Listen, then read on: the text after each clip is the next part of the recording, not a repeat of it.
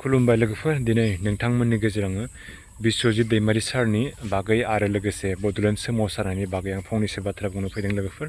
नोंथांमोना मैया दाख्लैनिफ्राय खोनानो मोनगासिनो बिश्वजित दैमारि सारनि गोबां केलेंकारि जादों होननानै आरो लोगोसे बड'लेण्ड सोमावसारनायनिबो गोबां दावराव दावसि जादों।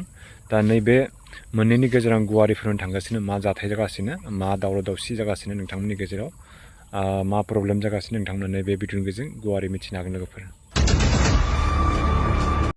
अके लोगोफोर, नोंथांमोननो आङो दिनै बेखौ फोरमायनो नागिरदों जे दिनै बिश्वजित दैमारि सारनि गोबां निउसाव दामनाय नुगासिनो नङा होनबा नोंथांमोना दिनै।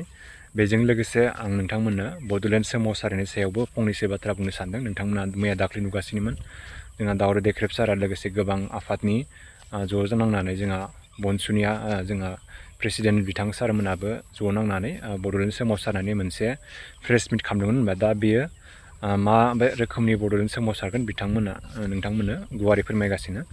ओमफ्राय बेजों लोगोसे आं गिबियावनो बिश्वजित दैमारि सारनि बागै फंनैसो बाथ्रा बुंनो सानदों।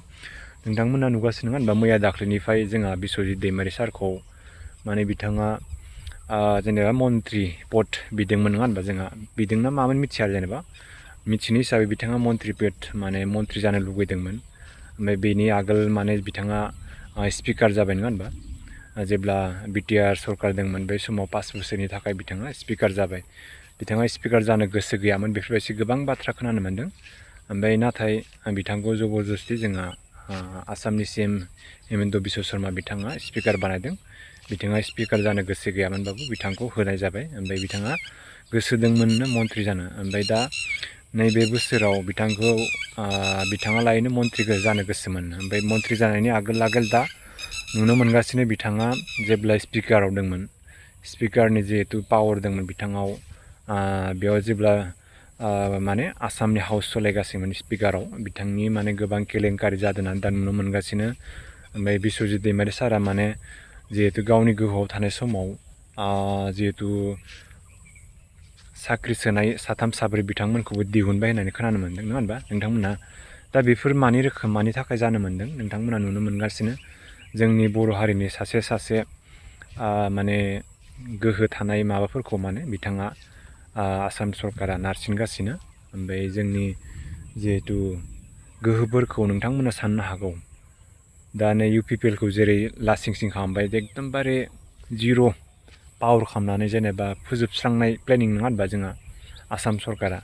एकदम जोंनि BTCखौ माने गावसोरनि आखायाव लासिगोन आरो लासै देग्लायथ' 3 केन्डिडेट मोनखाबाय नङा होनबा, MLA बा जियानो जा BJPनिफ्राय देरहानो हादों BTCआव। ओमफ्राय बिदिनो लासैनो BJPनि राज खालामसिगोन आरो जोंहा हिमन्त शर्मा सार। नोंथांमोना सानना नायदो लासै फैगोन बोसोर 5 बोसोराव।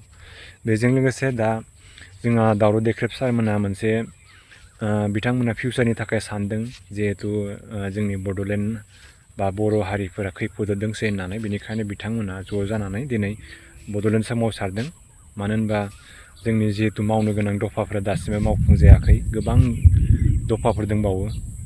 ओमफ्राय ओरैनो नोंथांमोना नुखादों माने गादबना दोनजानाय बेसो जागासिनो दं दासिमबो नङा होनबा। रन्जन दैमारि सारमोना बिथांमोना दासिमबो उदां जायाखै नङा होनबा। दा नोंथांमोना बिनि सायाव मा बुंनो सानो नोंथाङा कमेन्ट सेक्सनाव खोन्थाबानो जाबाय। लोगोसे भिडिअखौ मोजां मोनदोंबा लाइक, साबस्क्राइब, शेयार खालामबानो जाबाय। थेंक इउ स' माच।